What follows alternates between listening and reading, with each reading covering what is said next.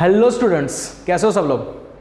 I hope सब लोग बढ़िया है and welcome to all of you once again in this biology session. As you know very well कि हम लोगों ने 10th स्टैंडर्ड का बायोलॉजी का फर्स्ट चैप्टर स्टार्ट किया था, दैट्स अ लाइफ प्रोसेस। और यहाँ पे हम लोग बहुत सारी अलग अलग टॉपिक्स पे डिस्कशन कर चुके हैं, राइट। और as per you NCERT syllabus हम लोग आगे बढ़ने वाले हैं, बैक टू बैक लेक्चर में लेकर आने वाला हूँ। ओके, सो आप लोगों को शायद पता होगा कि लास्ट लेक्चर हमने डिस्कस किया था रिगार्डिंग रेस्पिरेशन, मतलब कि कॉन्सेप्ट ऑफ रेस्पिरेशन, रेस्पिरेशन क्या होता है, types of respiration and respiration in plants, है ना। वहां पे मैंने जितना मैक्सिमम पॉसिबिलिटी उतना बताने का आप लोगों को ट्राई किया था, right. Today we have this particular topic, respiration in animals, specially human respiration, right. So let's have a look on this कि ह्यूमन रेस्पिरेशन क्या है, कैसे होता है, पूरा हम लोग आज डिटेल में उसको समझने वाले हैं अच्छी तरीके से, ठीक है। सो ह्यूमन रेस्पिरेशन पे कुछ चीजें ऐसी है जो आपके एनसीईआरटी में नहीं है, लेकिन फिर भी we have to discuss on that because वो आपको ओलंपियाड लेवल पे आ सकती है, एंट्रेंस लेवल पे आ सकती है, तो हम लोग उसको भी डिस्कस करने वाले हैं। Okay, so let's have a look on this. So respiration in human में ये डायग्राम सब लोगों ने डेफिनेटली कहीं ना कहीं पे देखा होगा, एनसीईआरटी में या कहीं मूवी में या कहीं भी देखा होगा, right. So this is human respiration diagram. इसको बहुत डिटेल जाने की सच अभी जरूरत नहीं है ये लेवल पे, लेकिन अगर आप 11th में नीट लेते हो, 11th-12 के लिए, है ना। सो नीट में आप लोग को पूरा एक चैप्टर है ह्यूमन रेस्पिरेशन का, राइट। तो आप समझ सकते हो कितना डिटेल में कंटेंट इसके लिए देना पड़ेगा, लेकिन एज सच अभी हम लोग इसके ऊपर ओवरव्यू देख लेते हैं। Okay, so basically this is nostril और कंट्रोल पेयर ऑफ नॉस्ट्रिल, है ना। जो पेयर ऑफ नॉस्ट्रिल होती है उसमें डेफिनेटली दो चीज होती है, आप लोगों को पता है। First is cilia and second is mucus. Cilia और म्यूकस, ये दोनों को हम लोग बोल सकते हैं this are the defence mechanism, ऐसा बोलते हैं, है ना। बाय बर्थ इन्नेट इम्यूनिटी, अगर आप लोगों ने पढ़ा होगा या कहीं पे सुना होगा, तो बाय बर्थ हमारी बॉडी में हम लोगों को जो इम्यूनिटी मिलती है that's a innate type of immunity. और उसमें सिलिया मतलब कि जो हेयर लाइक स्ट्रक्चर होता है, हेयर जो होते हैं ना, नसल हेयर्स, उसको सिलिया बोलते हैं। और म्यूकस डेफिनेटली क्या रहेगा, that's a viscous fluid like structure. अब ये दोनों आपस में मिलकर करते क्या है, जो भी फॉरेन मटेरियल, डस्ट पार्टिकल हमारे यू कैन कॉल इंस्पिरेशन से, मतलब कि जब मैंने सांस लिया तो बॉडी के अंदर जाएंगे थ्रू दिस नॉस्ट्रिल। अगर उसमें कोई डस्ट पार्टिकल है, कोई ऐसी चीज है जो एलर्जी क्रिएट करेगी, तो वो सब फॉरेन मटेरियल्स को क्या करेगा, एलिमिनेट कर देगा, सिलिया एंड म्यूकस को निकाल देगा, ठीक है। म्यूकस बेसिकली उसको स्टिक कर देगा और सिलिया उसको एंट्रैप कर देगा अपने अंदर, और बाय स्नीजिंग मोमेंट हम लोग उसको बाहर निकाल देते हैं हमारी बॉडी से, राइट। ये चीज समझ में आ रही है। उसके बाद यहां पे होता है नसल कैविटी। नसल कैविटी, जैसे हम लोगों ने याद करो थोड़ा सा, हम लोगों ने जैसे माउथ कैविटी देखी थी, बकल कैविटी देखी थी, इसी तरीके से ये नाक से जाने वाली, मतलब नसल से जाने वाली जो ट्रैक है, उसमें आपको मिलेगा नसल कैविटी। उसमें अलग अलग पार्ट होता है ना, सुपेरियर, मिडल एंड इंफेरियर नसल कॉन्की वगैरह अलग अलग पार्ट होते हैं, और सबका अलग अलग रोल भी होता है मसल्स का, राइट। उसके आगे जब हम लोग जाएंगे तो this is a particular common passage जिसके ऊपर हम लोग डिस्कशन ऑलरेडी कर चुके हैं, and that is your pharynx. Pharynx as such you know very well कि फेरिंग्स एक कॉमन पैसेज है, कॉमन ओपनिंग है between your nasal cavity, ear cavity and your mouth cavity, ठीक है। और यहां मैंने एपिग्लॉटिस एंड ग्लॉटिस का पूरा मैकेनिज्म डिटेल में समझाया है। अगर आपको फिर भी समझ में नहीं आया तो फिर से आप एक बार वो वीडियो देख सकते हो, डाइजेस्टिव सिस्टम इन ह्यूमन, और आप टोटली मतलब अच्छे से उसको देख सकते हो, एनालाइज कर सकते हो, ठीक है। सो दिस इज फेरिंग्स। यहां पे अपने को एक अलग से एक स्ट्रक्चर मिल जाता है, we are calling it as a voice box, इसको बोलते हैं लैरिंग्स। Larynx basically we are calling it as a Adam's apple. Adam's apple उसको कहा जाता है because this particular larynx has some vocal cords. इसके अंदर क्या होता है, कुछ स्पेशल टाइप के vocal cords होते हैं जो हमारा साउंड प्रोडक्शन के लिए, साउंड जनरेशन के लिए रिस्पॉन्सिबल है, राइट। अभी मैं जो बोल रहा हूं तो बोलने को जो साउंड आ रहा है, आप लोग को जो सुनाई दे रहा है sound, this sound is because of this particular larynx structure. Okay, उसके नीचे हम लोग जाएंगे, this is trachea. First part is your trachea. Trachea ऐसा मैंने पहले भी आपको दिखाया है, एक बार फिर दिखा देता हूं कि ट्रकिया लुक लाइक दिस, कुछ इस तरीके से दिखता है। और यहां पे semi circular C shaped incomplete type of cartilaginous ring होती है। ये किससे बनती है, पर्टिकुलर कार्टिलेज से बनती है। और एक कार्टिलेजिनस रिंग जो होती है वो पूरी कंप्लीट नहीं होती है, थोड़ी सी आधी रहेगी ना, like it will look like this, कुछ इस तरीके से रहेगी, जो फ्रंट से दिखेगी, बैक में दिखेगी, मतलब कि एंटीरियरली दिखेगी, पोस्टीरियरली नहीं दिखेगी। Okay, so this cartilaginous ring of trachea is mainly responsible to avoid the collapse, मतलब कि जब हम लोग रेस्पिरेशन कर रहे हैं, ब्रीथिंग कर रहे हैं बेसिकली, तो ये ट्रकिया जो है उसका कोलैप्स ना हो जाए, वो चिपक ना जाए। अगर वो ऐसा हो गया तो क्या होगा, that leads to severe condition, है ना। सो इसको बचाने के लिए, कोलैप्स से उसको प्रोटेक्ट करने के लिए यहाँ पे कार्टिलेजिनस रिंग होती है। ओके, ये हो गया आपका ट्रकिया, ठीक है। ट्रकिया के बाद यहां पे आपको मिल जाएगा bronchi, you will have bronchi, वहां पे भी कार्टिलेजिनस रिंग एसेस रहने वाली है, कोई दिक्कत नहीं है ना। So we are calling is a bronchi. अब ये ब्रोंकाई जो रहेगा वो अलग अलग डिवीजन में होते हैं, जैसे ये प्राइमरी ब्रोंकाई है ना, फिर उसके बाद अगर हो गया तो ये हो गया आपका सेकेंडरी ब्रोंकाई, राइट। उसके बाद और डिवीजन हो गया तो we can call it is the tertiary bronchi. तो उसके अलग अलग डिवीजन होते हैं अप टू टर्शियरी ब्रोंकाई। अब टर्शियरी ब्रोंकाई के बाद और भी उसके बहुत सारे डिवीजन होते हैं। तो टर्शियरी ब्रोंकाई के बाद जो डिवीजन होने वाले हैं, we are calling it as a bronchioles. Bronchioles की भी बहुत सारी ब्रांचेस होती है और हर एक में आप लोगों को ये सी सेप्ट कार्टिलेजिनस रिंग दिखने वाली है जो उसको कोलैप्स होने से बचाने वाली है, लाइक दिस, ठीक है। आप लोगों को आई थिंक समझ में आ रहा होगा, ठीक है। तो बहुत बड़ा क्लासिफिकेशन है, बहुत बड़ी हायरार्की टाइप स्ट्रक्चर होता है। Trachea, primary bronchi, secondary bronchi, tertiary bronchi, bronchioles, और ब्रोंकियोल्स लास्ट में मिलेंगे, लास्ट में इसका आएगा टर्मिनल ब्रोंकियोल्स। मैं टी भी लिख रहा हूं, ज्यादा टर्मिनल ब्रोंकियोल्स जो एट लास्ट बनने वाला है, ठीक है। अब फाइनली ये टर्मिनल ब्रोंकियोल्स जो है, लेट्स से कि this are the terminal bronchioles. मैं थोड़ा सा उसको कलर चेंज करूंगा so you can easily detect. Let's say that यहां पे जो मैंने स्ट्रक्चर दिखाया थोड़ा हाईलाइट किया है, this is a structure of your terminal bronchioles, ठीक है ना। टर्मिनल ब्रोंकियोल्स यहां पे मैंने लिख दिया, ठीक है। अब फाइनली टर्मिनल ब्रोंकियोल्स के बाद भी एक स्ट्रक्चर होता है जो आप लोगों को यहां पे दिख रहा होगा। This structure is of respiratory bronchioles, is are the respiratory bronchioles. सही है, कितना इजी है देखो, कितना बड़ा एक्चुअली एक क्लासिफिकेशन है।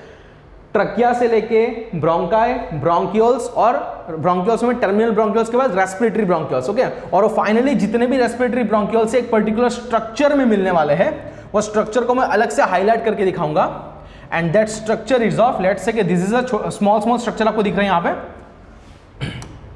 उसको ऐसा व्हाइट कलर से दिखाना पड़ेगा।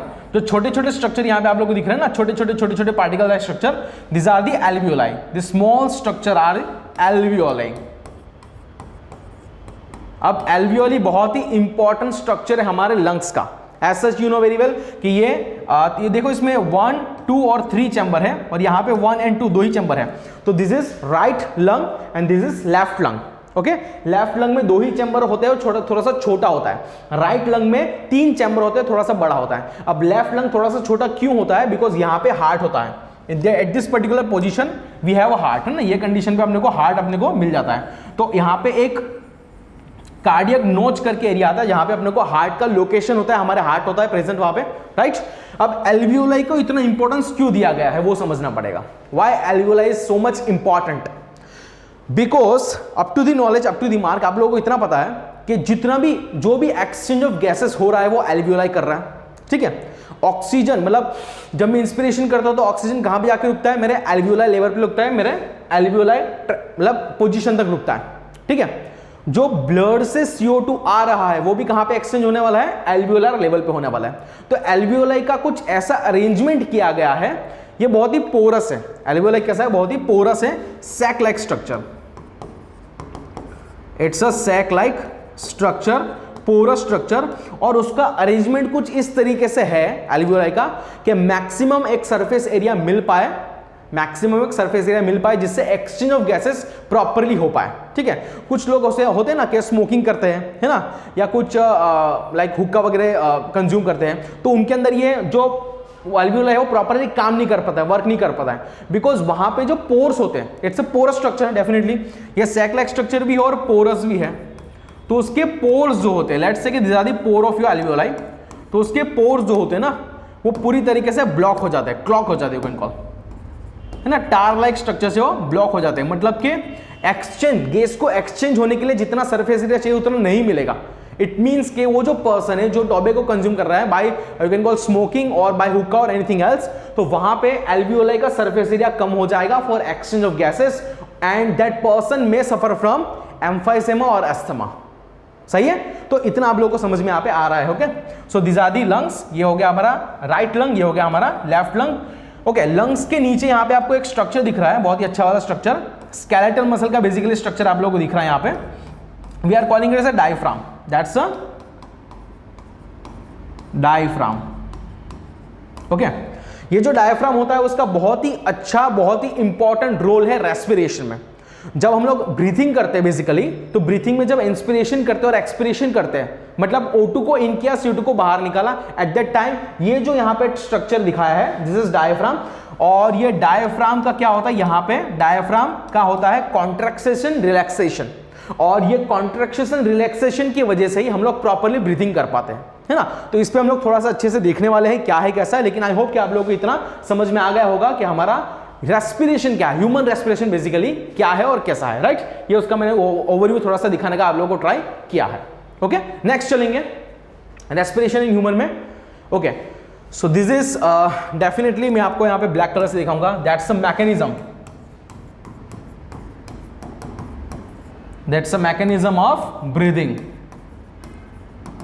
ब्रीदिंग का मैकेनिज्म मैंने यहाँ पे दिखाने का थोड़ा सा ट्राई किया है, जो यहाँ पे आप लोगों को दिख रहा है, this is only mechanism. Inspiration में कुछ ऐसी एक्टिविटीज, ऐसे चेंजेस होते हैं हमारे ये पर्टिकुलर एरिया में, थोरेसिक एरिया में।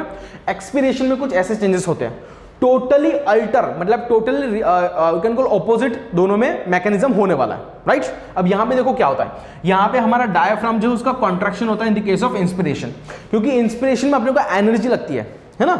यहाँ पे अपने को एटीपी रिक्वायर है, ये एक्टिव प्रोसेस है, we can call it as active process, है ना, बिकॉज हम लोग को एनवायरमेंट से ऑक्सीजन को अंदर लेना है, खींचना है, तो it requires energy, that is active process. तो जब ये होगा तब डायफ्राम का क्या होगा, यहाँ पे कॉन्ट्रैक्शन होने वाला है। डायफ्राम का कॉन्ट्रैक्शन मतलब ऐसा है तो कुछ इस तरीके से हो जाएगा। ओके, रिलैक्सेशन, कॉन्ट्रैक्शन, और original position contraction, original position contraction, किसका, डायफ्राम का। तो डायफ्राम का यहाँ पे कॉन्ट्रैक्शन हो रहा है। Volume of thorax it gets increased, जो थोरैक्स एरिया है, थोरेसिक केज, उसका वॉल्यूम इंक्रीज होगा, हो रहा है इंक्रीज इस तरीके से, राइट। दूसरा you can call rib cage.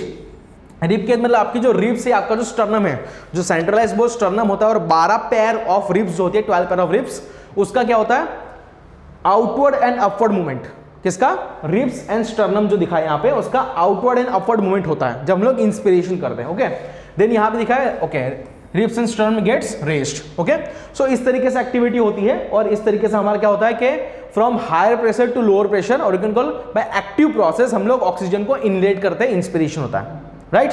यहाँ पे एक चीज दिखाई नहीं है, but I would like to say you के हमारे जो रिब्स होते हैं, let's say this are the ribs, और रिब्स के बीच में कुछ स्पेशल मसल्स होते हैं, है ना, we are calling as a, देखो ये हो गए रिब्स ना, ये रिब्स के बीच में कुछ स्पेशल के मसल्स होते हैं, we are calling as a,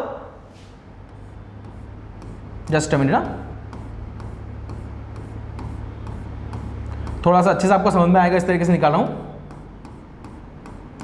we are calling as a intercostal muscle, these are the intercostal muscles। Okay, ये इंटरकोस्टल मसल्स जो होते हैं वो दो टाइप के होते हैं, एक होता है एक्सटर्नल, एक होता है इंटरनल। ओके, तो एक्सटर्नल इंटरकोस्टल मसल, बाहर के जो इंटरकोस्टल मसल्स है बिटवीन द रिब्स, ये हो गए रिब्स। ओके, तो बिटवीन द रिब्स जो इंटरकोस्टल मसल्स होते हैं उसका भी कॉन्ट्रैक्शन होता है, किसका, एक्सटर्नल वाले का।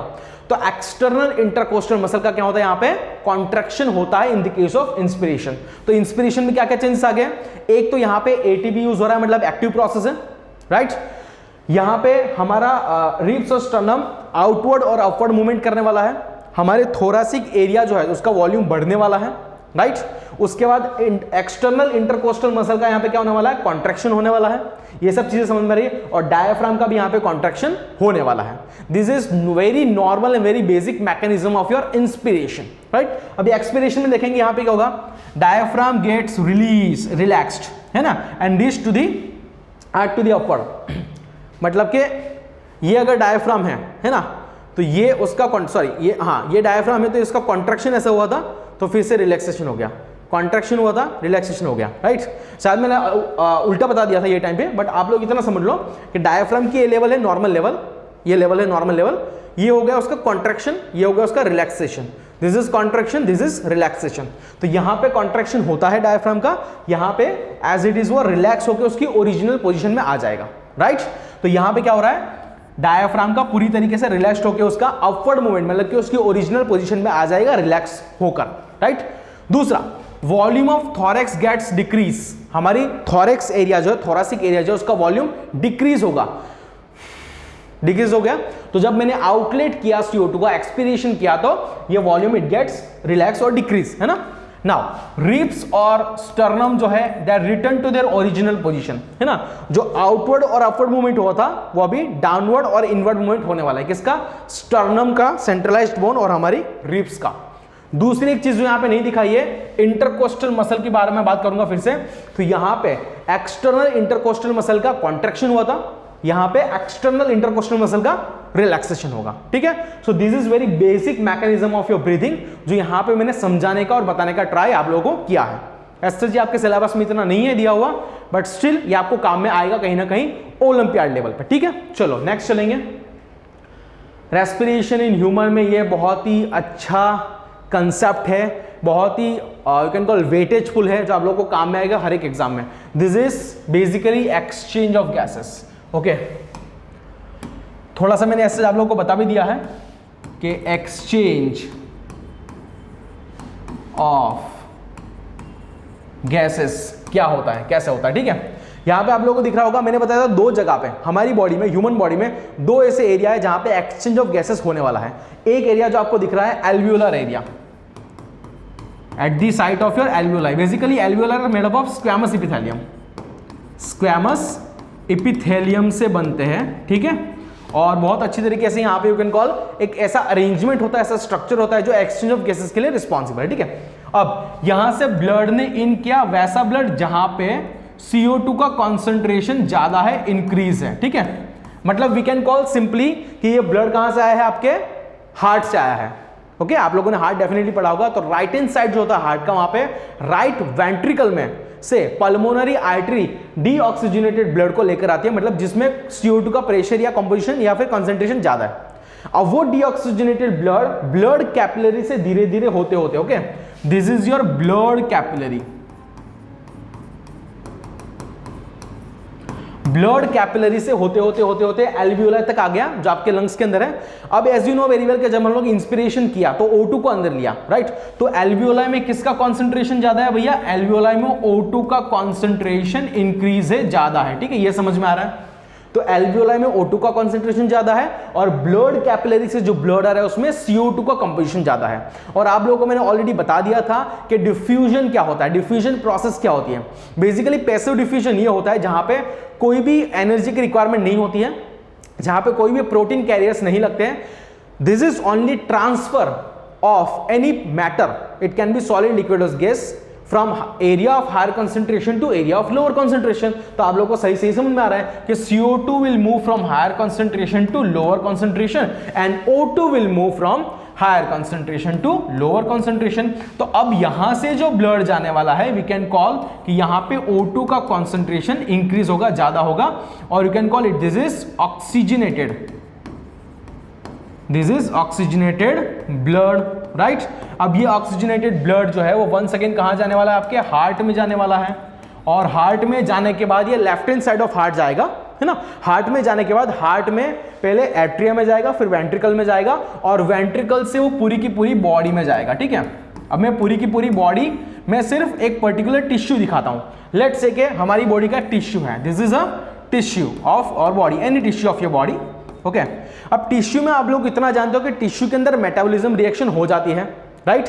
जैसे हम लोग ने पढ़ा था रेस्पिरेशन में, लेट्स से कि एरोबिक रेस्पिरेशन की बात करते हैं, तो एरोबिक रेस्पिरेशन में ग्लूकोज का ऑक्सीडेशन हुआ और ATP बना, लेकिन ATP के साथ वहां पे क्या बना था, अलोंग विथ ATP वहां बना था CO2, वहां बना था H2O, okay.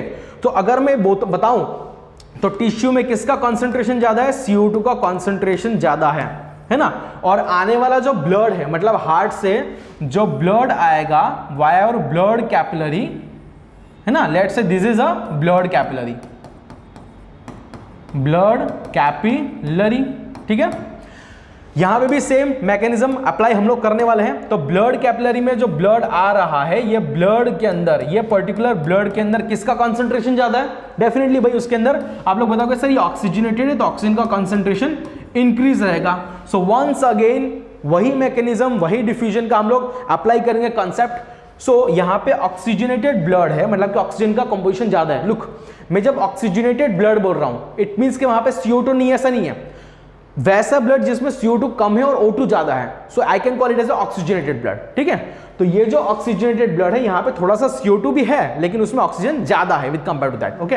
So CO2 will move from area of higher concentration to lower O2 will move from area of higher concentration to lower concentration and CO2 will move from area of higher concentration to lower concentration. सही है ना, okay. So this is basically the type of your mechanism of exchange of gases at the side of your alveoli and at the side of your tissue। तो tissue level पे और alveolar level दोनों पे हम लोग ने समझने का ट्राई किया है कि किस तरीके से डिफ्यूजन प्रोसेस होती है और कैसे एक्सचेंज ऑफ गैसेस होता है, राइट।